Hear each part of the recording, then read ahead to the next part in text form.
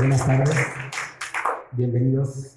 Gracias por acompañarnos, gracias a nuestro panel de especialistas.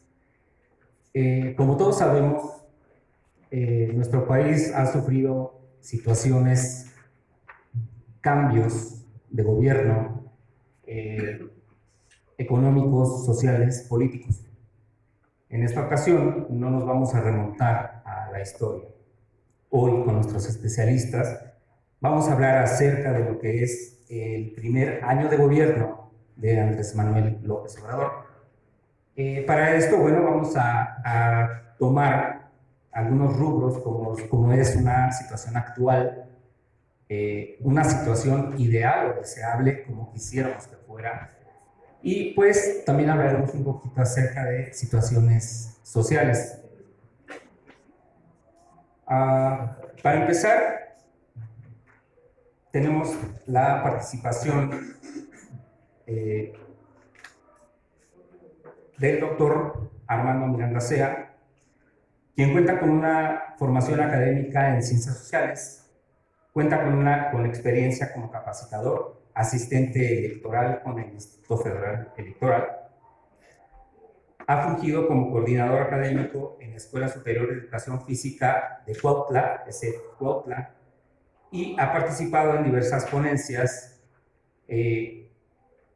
como retos locales, globales y regionales en el Congreso Nacional de Ciencias Sociales de la UAM. Gracias, doctor. Se encuentra con nosotros el maestro Néstor Uriel Hernández Quiroz, con experiencia y conocimientos en administración, gobierno y asuntos públicos. Ha participado en más de 5 cursos sobre ciencia política, administración pública, medios de comunicación y su impacto en la política nacional. Gracias, maestro. Se encuentra con nosotros el licenciado Ezequiel Olivares, quien es licenciado en administración, ha participado en diversas autorías y coautorías en revistas académicas institucionales como Kairos en la UAM, Fórum Académico en la UVM y Hermes Put actualmente. Gracias, licenciado. Se encuentra con nosotros el licenciado en Ciencias Políticas y Administración Pública, el maestro José Daniel Guerrero Mancera, por la Universidad Autónoma del Estado de México, la UAMX. Muchas gracias por estar con nosotros. Para iniciar, nos gustaría que nos hablaran un poquito. Nos vamos a ir con aspectos económicos, políticos y sociales. Nos gustaría que nos dieran su punto de vista de una situación actual. ¿Qué está sucediendo actualmente con el país en este primer año de Andrés Manuel López Obrador? Empezamos con maestro.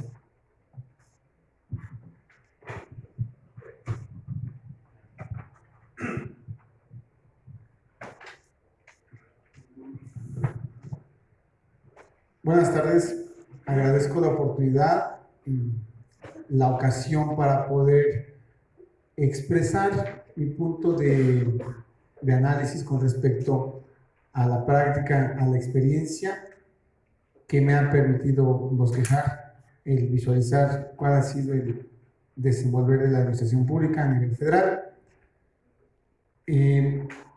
Me atrevo a descalificar, puesto que no he percibido una estructuración afable de lo que es un proyecto administrativo. La administración pública tiene que tener el referente teórico, pero tiene que tener un sustento operativo. El tener en consideración la magnitud de elementos involucrados en la administración pública nos tiene que obligar a voltear la mirada hacia un panorama más completo, una dimensión más amplia, una perspectiva más general. Un criterio amplio nos permite discurrir en preceptos económicos, políticos y sociales. La convergencia de ambos de estos criterios nos dará un significado de si realmente está cumpliendo expectativas de organización, de planeación, de estructuración de prioridades y de la función o la intención de cumplir expectativas. ¿Expectativas de qué tipo? Sociales. ¿Realmente está cumpliendo la intención de poder ser el canal de vinculación entre necesidades y satisfacción de estas? ¿O realmente es únicamente la fachada de sociabilización, de involucramiento en el criterio social, lo que está moviendo la organización de las prioridades a atender en nuestra nación? El gobierno no está dando expresión de ser una organización efectiva, una organización afable, ni una organización contundente. Gracias. Gracias. Doctor, por favor. Bueno, ¿cuál es el análisis que yo hago del actual gobierno del señor Andrés Manuel? Considero que el gobierno de la Cuarta Transformación, que algunos le llaman la transformación de cuarta, con justa razón, pues es un gobierno que retoma las viejas prácticas del PRI. ¿De qué PRI? Pues al PRI de la docena trágica, al PRI de Echeverría, al PRI de López Portillo, un PRI autoritario, despótico, retrógrada, reaccionario, un PRI populista, demagógico. Eso es la Cuarta Transformación, es un régimen totalmente rancio, ¿no?, que regresa a esas viejas prácticas de los años 60, de los años 70.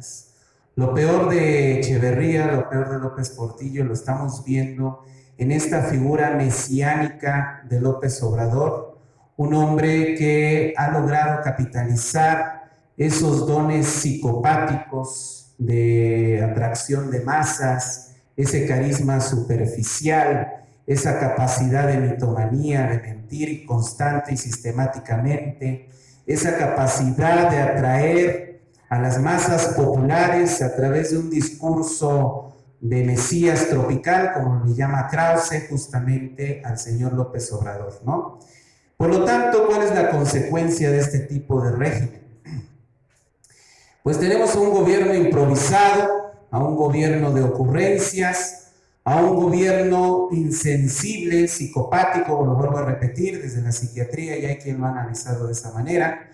Un hombre que no le interesan los feminicidios, un hombre que no le interesa destruir un megaproyecto como el Naim y dejarnos endeudados al estilo Fobaproa. Irónicamente, él escribió un libro en contra del Fobaproa y ahora él es autor del nuevo Fobaproa, ¿no? Un hombre que no le interesa dejar a madres solteras, sin guarderías, a un hombre realmente dañino para México. ¿Qué tenemos que hacer entonces? Pues adquirir conciencia para actuar en consecuencia. Si no lo hacemos, México podría entrar en un proceso de autodestrucción. Tal vez suena muy catastrófico, pero podemos entrar en una situación muy peligrosa. Licenciado Ezequiel. Bueno, buenos días a todos. Gracias por acompañarnos. Me parece que para poder nosotros entablar un análisis sobre la cuestión política actual, no debemos centrarnos meramente en la persona como tal, en primera instancia, sino tenemos que también empezar a analizar el contexto en el cual nos encontramos a nivel internacional para en esos términos nosotros poder evaluar los resultados. Es decir, ¿dónde vamos, cómo vamos a poder observar si se están implementando políticas adecuadas o no? Pues analizando antes que nada el contexto. Y me parece que no solamente en México, sino a nivel internacional, pero más concretamente en México, está pasando un fenómeno lamentable que es de degradación, desmantelamiento del poder político por parte de este poder corporacional, por el poder económico. Entender esto, y me parece que antes de entrar como tal a los resultados que hasta ahorita ha presentado Andrés Manuel López Obrador, pues es importante vislumbrar el panorama, el contexto económico, las condiciones objetivas sobre las cuales vamos a partir. A nivel internacional y en México estamos viviendo una etapa de capitalismo avanzado, una etapa de capitalismo sumamente desarrollado, denominado incluso por Lenin imperialismo, en el que predomina el capital financiero, predomina una constante concentración por parte de las grandes corporaciones, una constante centralización monopólica, y en ese sentido, desgraciadamente, el poder económico le está ganando la carrera y la relevancia y la posición incluso al poder político. En este contexto, tendríamos nosotros que analizar qué ha hecho López Obrador para generar este contraste, este contrapeso, mejor dicho, entre la primacía del poder económico y el poder político. Es decir, desde el Estado, qué medidas, qué instrumentos se están implementando para poder abatir todo este tipo de excesiva concentración, excesiva desigualdad, excesivo crecimiento y expansión feroz, voraz del capitalismo avanzado y con su doctrina que la sostiene, que es el neoliberalismo. Entonces, pues me parece que debemos partir de ahí el análisis, analizando el contexto. Maestro José Daniel, por favor. Antes que nada, muchas gracias a ustedes, estudiantes de periodismo, a la profesora Marijó por organizar esta actividad. Gracias también a mis contertulios. A diferencia del moderador, quisiera dar una referencia histórica acerca del sistema político mexicano, puesto que la llegada de López Obrador es el resultado de la historia mexicana. No es una coincidencia la llegada de Morena a la presidencia de la República, por lo que posiblemente me lleve 2 intervenciones explicar este proceso histórico. Bien, primero, cómo se forma el sistema político mexicano y que ya he comentado en algunos espacios, sobre todo en la administración pública. El sistema político mexicano en México, el sistema político contemporáneo, se forma después de la revolución, durante el periodo caudillista, y va a surgir un partido hegemónico, denominado así por varios historiadores, que va a ser el Partido Nacional Revolucionario. El Partido Nacional Revolucionario fue fundado por Plutarco Elías Calles, bajo la conjetura del Partido Fascista Italiano. Esto está escrito en un libro titulado El Sufragio Universal, publicado por el mismo Instituto Federal Electoral, y se fundó bajo la conjetura: nada en contra del Estado, todo dentro del Estado y nada fuera del Estado. Posteriormente vamos a tener 3 élites que van a gobernar. Hay un documento titulado La Red de Poder Mexicano. El autor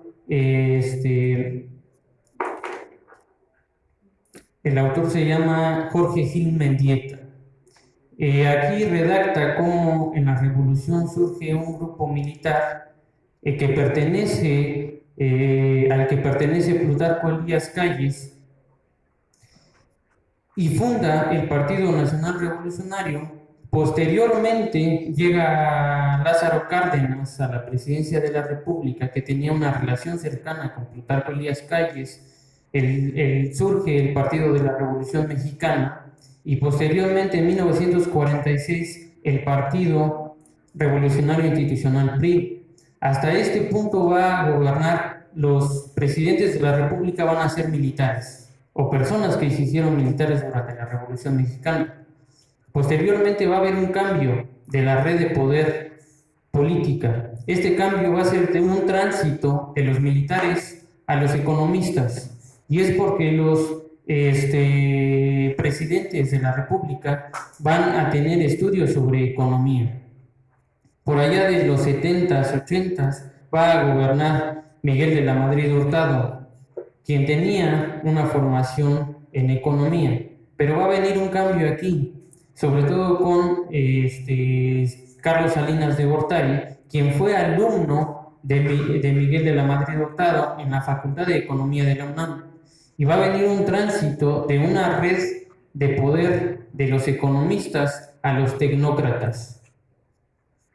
Y este cambio se les llama tecnócratas porque además de tener una formación en economía, tienen estudios en el extranjero, posgrados en el extranjero.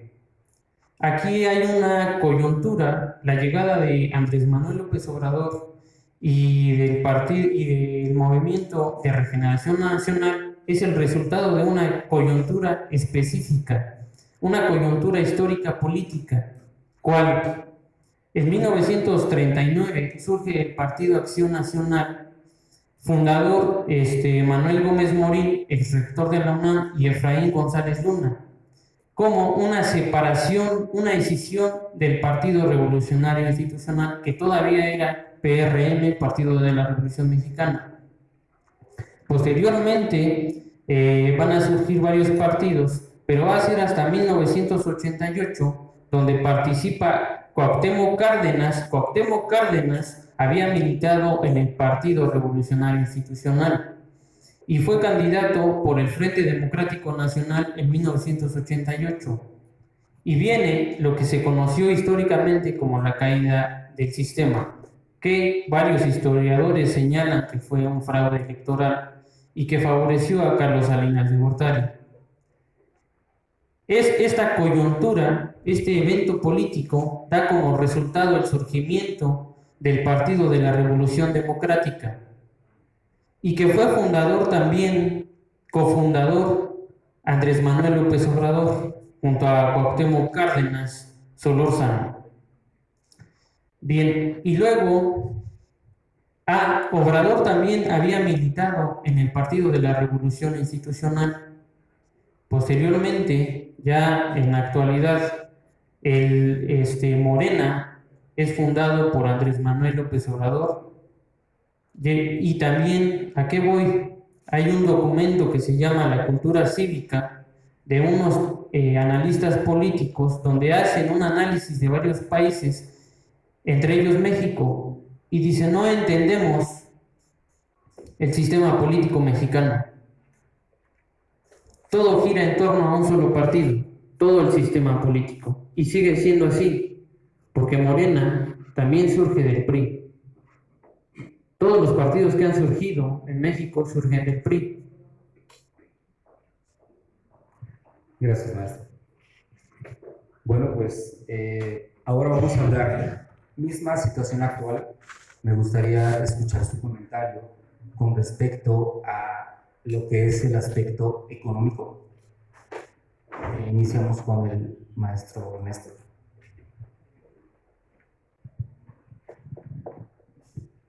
Aspecto económico.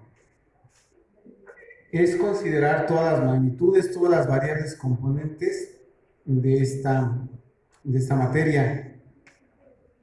Es echar vista a lo que ha sido, a lo que es el bosquejo de la planeación, la mira hacia lo que se intenta conseguir. La expresión de economía nacional se está viendo trastocada, puesto que no se le da una efervescencia a los elementos componentes de esta temática. Hemos mencionado en algunas sesiones cuáles son los elementos básicos de la economía, pero realmente llevando a la materialización de esos preceptos, no damos conformidad de la vinculación, de la correlación de esos elementos. Se está reduciendo la expresión económica a los instantes, a la solventación de demandas cotidianas, lejos de darle un posicionamiento a este sector que pudiera ser el criterio que da la cimentación a un desarrollo social, un desarrollo político. Hablar de criterio económico es iniciar con teorizaciones neoliberalistas, capitalistas.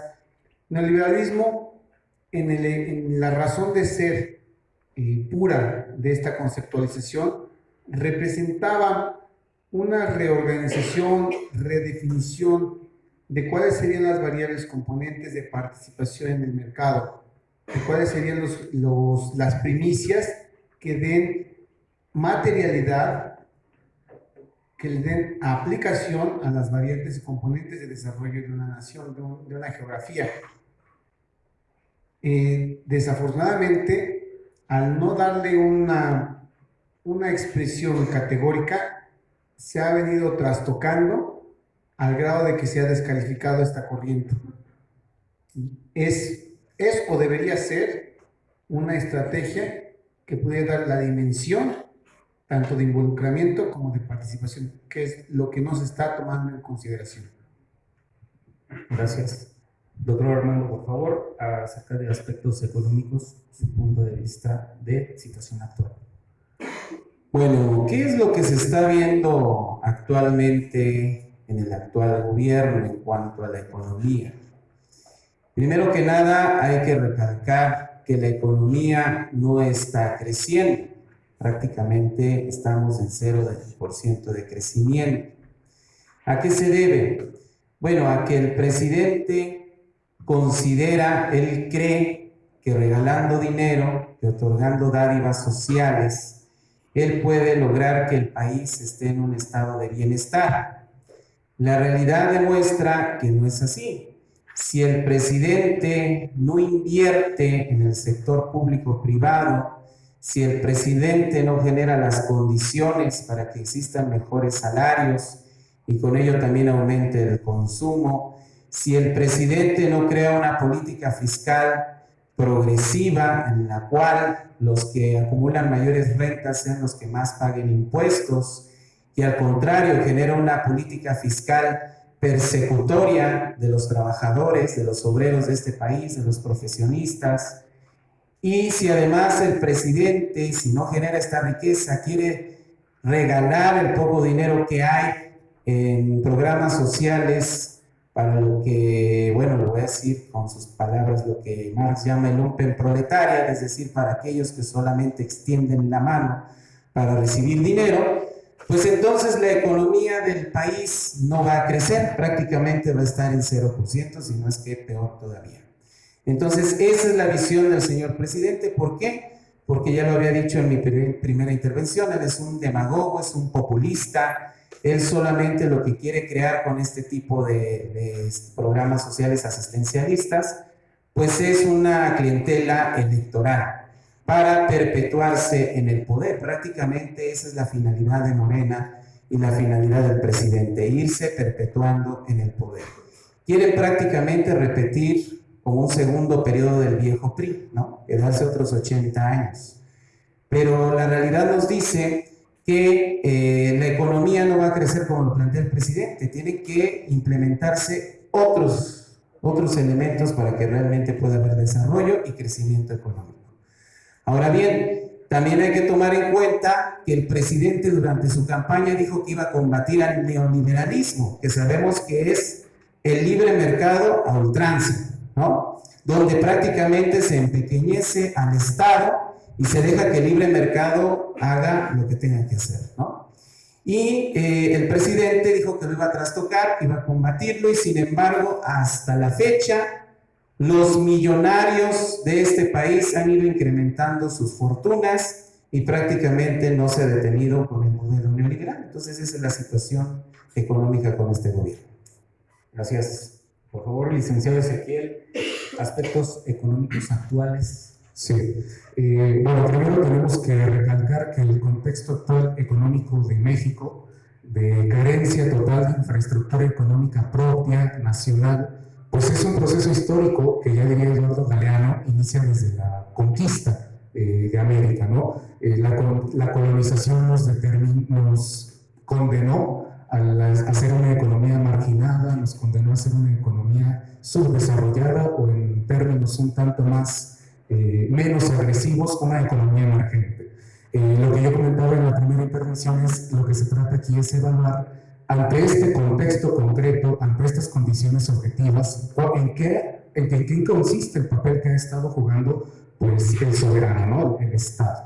Bueno, me parece que las políticas que hasta ahorita se han estado implementando en sentido económico, pues la verdad es que no han presentado resultados. Y no solamente no nos quedamos, como decía el doctor Sea, en el 0%, sino que el INEGI salió a decir hace unos pocos días que realmente estamos en recesión técnica porque estamos en menos 0.1% de crecimiento económico. Pero tampoco quiere decir que aunque hayamos representado crecimiento económico, exista desarrollo económico. Son dos cuestiones diferentes. El crecimiento lo vamos a medir en términos de la capacidad productiva de bienes y servicios que tiene un país, y el desarrollo se va a medir en términos de qué medidas y qué dispositivos implementa el Estado para repartir esa renta nacional, lo que Joseph Stiglitz llamó el trickling down, ¿no? en el precio de la desigualdad.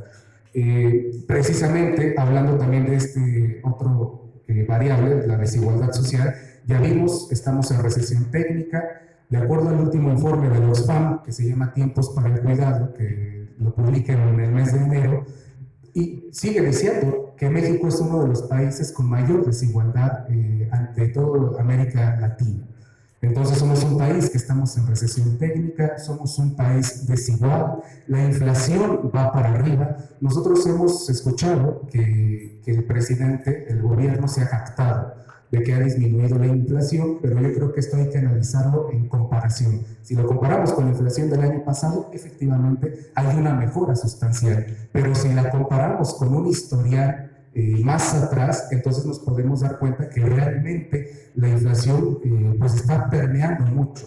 Y la medida que implementa el gobierno federal recientemente, ¿cuál fue? Subir el salario mínimo en un 20%. Y es cierto, esto sí constituye un aumento sustancial, pero el problema es que son las políticas salariales no tocan el problema de fondo, no lo enfrentan realmente, porque lo vimos, mismos organismos del Estado registraron que una vez que el gobierno anuncia que iba a subir al 20% el salario mínimo, se empezaron a registrar despidos masivos injustificados y las empresas empezaron a alterar sus precios, los empezaron a subir. Y en enero, ya cuando entra en vigencia este nuevo salario mínimo, si ustedes vieron y detectaron, los precios de la canasta básica subieron en promedio de 2 a 3 pesos. Es decir, la iniciativa privada, con su total independencia, porque el poder estatal ya no tiene poder sobre ella, va a buscar las maneras en las cuales va afrontar o contrarrestar este tipo de medidas.